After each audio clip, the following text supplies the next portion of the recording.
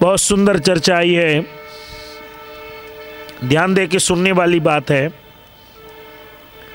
और समझने वाली बात है।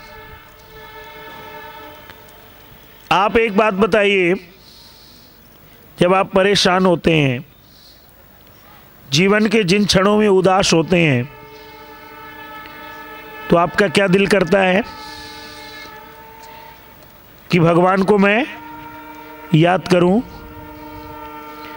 जब कभी आप किसी परेशानी में होते हैं तो आपके मुंह से अचानक एक शब्द निकलता है, प्रभु मेरी रक्षा करो।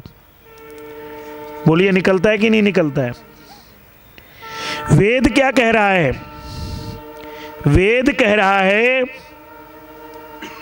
कि जो परमात्मा है वो सूर्य के जैसा प्रकाशशाली है। वो जो परमात्मा है, कहते हैं वो कैसा है? अद्भुत है, सबसे अलग है। और कैसा है? कहते हैं कि सबसे बलवान है, सबसे अद्भुत है, सबसे बलवान है। अच्छा, आप एक बात बताइए, आप लोग वैष्णो देवी क्यों जाते हैं? प्रशांत जी, लोग जाते हैं ना? क्यों जाते हैं? उनको लगता है ना कि कुछ माता की शक्ति मिल जाएगी, इसलिए जाते हैं ना। कुछ लोग अन्य जगहों पर जाते हैं, क्या कहते हैं कि वहां भी शक्ति मिल जाएगी, लेकिन वेद क्या कह रहा है जरा समझिएगा, सुनने वाली बात है। कहते हैं कि जो सब शक्तियों का स्वामी है उसका नाम परमात्मा है।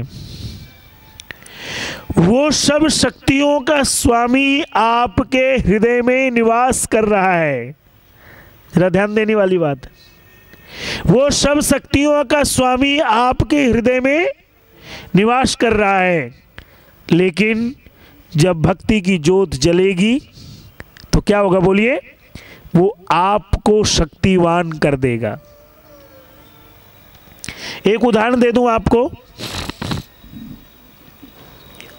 आप देखिएगा, मान लीजिए अग्नि है ये, हमें क्या करना है? लोहे को गलाना है।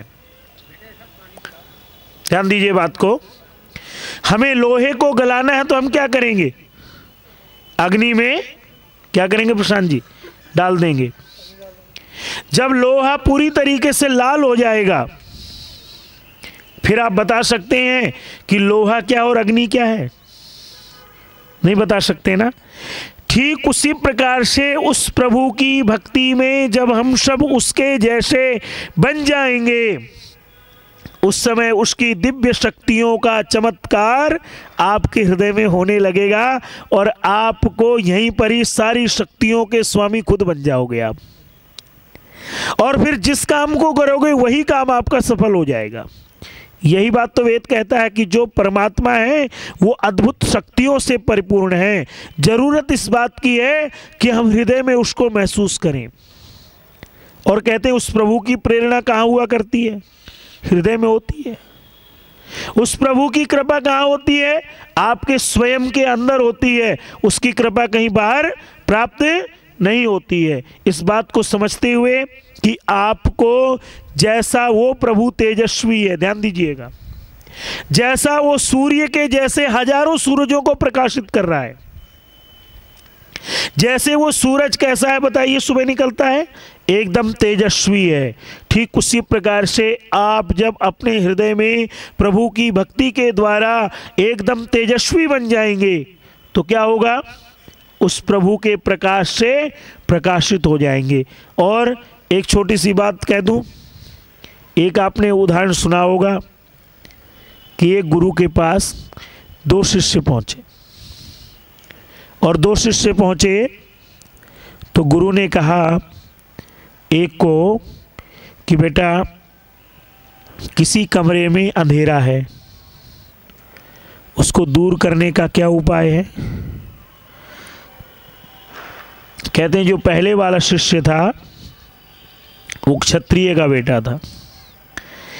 उसने कहा गुरुजी कुछ नहीं करना, एक तलवार लो और अंधेरे को यूं काटो और अंधेरा दूर हो जाएगा। जो दूसरा बच्चा था वो किसी ज्ञानी का बेटा था। कहता है गुरुजी तलवार की ज़रूरत नहीं है, एक छोटा सा दीपक जला दो, अंधेरा बोलिए अपने आप समाप्त हो जाएगा। माता और सज्जनों, आज हमें अपने अंधेरे से लड़ने की आवश्यकता नहीं है, अपने अंदर उजाले को जगाने की आवश्यकता है। आज व्यक्ति क्या सोचता है, अरे फलाने मंदिर में चला जाऊंगा सारे कष्ट दूर हो जाएंगे। हम सब यही सोचते हैं ना जी, कहीं वहाँ चला जाऊंगा, किसी गुरु महाराज के पास चला जाऊंगा, बस जाति चरण छुए गुरु दीक्षा ली सारा अंधेरा दूर हो गया। ठीक है, मैं किसी का वो नहीं कर रहा, लेकिन विचार करना आप, जब तक आपके अंदर स्वयं का अंधेरा दूर नहीं होगा तब तक कोई मंदिर, कोई गुरुद्वारा, कोई गुरु क्या कर लेगा आपका। इसलिए वेद पहली बात कहता है कि स्वयं को जगाओ तो संसार भी जग जाएगा। जब स्वयं सोए पड़े हम, और हम क्या सोचते हैं कि अंधेरे में क्या करेंगे। आजकल बताइए, अच्छा आप एक छोटी सी बात बताइए, लोग बाग तीर्थ यात्रा करते थे, लंबी दूरी की यात्रा करते थे, कैसे करते हैं? बहुत लोग पैदल करते हैं, बहुत लोग लेट के करते हैं। क्यों करते हैं बताइए? अपने शरीर को ज़्यादा से ज़्यादा क्या करना, कष्ट देना। अब एक बात बताइए आपकी, मान लीजिए आप 10 किलोमीटर कहीं गए, आप पैदल चल के,